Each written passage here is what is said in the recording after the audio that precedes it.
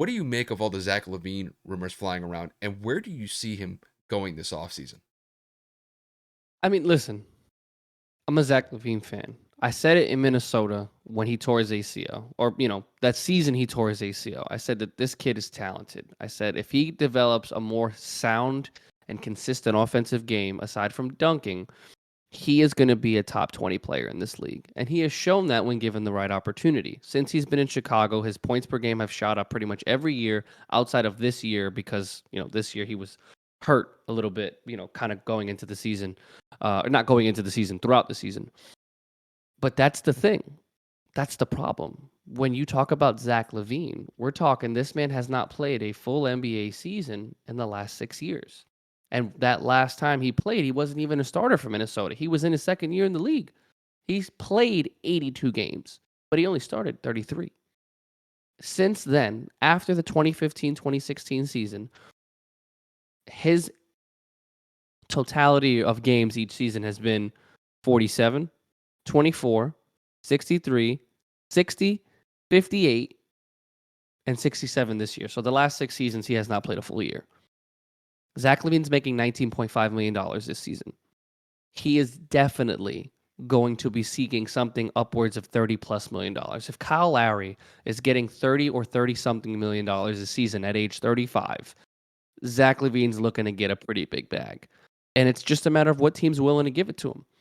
I personally, in my personal opinion, I think he fits better in LA because he can play off the ball and he can play on the ball. He's a consistent.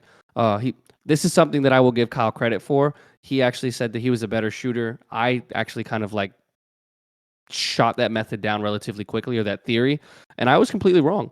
Zach Levine's a career 38.6% three-point shooter. Let's round that up to 39. That's almost 40%. Zach Lavine is a 20-point per game career average scorer because he's actually increased his points per game every single season. Last season, he averaged 27 points. Even this season, only playing 67 games, he averaged 24. And that was with DeMar DeRozan taking a good amount of shots as well. So the man is gifted enough offensively to go out there and put up consistent numbers. We know he's not a pass-first guard. We know that he's not the greatest rebounding guard in the league either, but he's averaging 24, 5, and 5.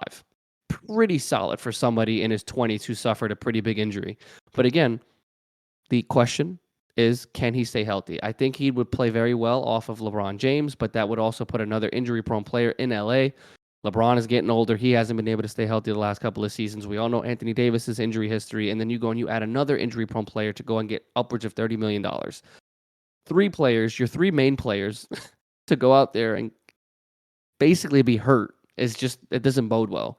And then you look at my team, Zach Lavine is a ball-dominant player. So is Luka Doncic. Zach Lavine is an injury-prone player. We do not need that. We need a big. We've needed a big since 2011.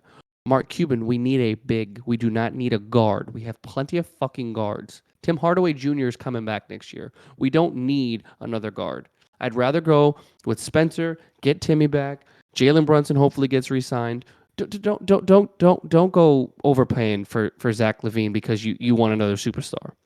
That doesn't cure the center position. That doesn't cure the rebounding aspect.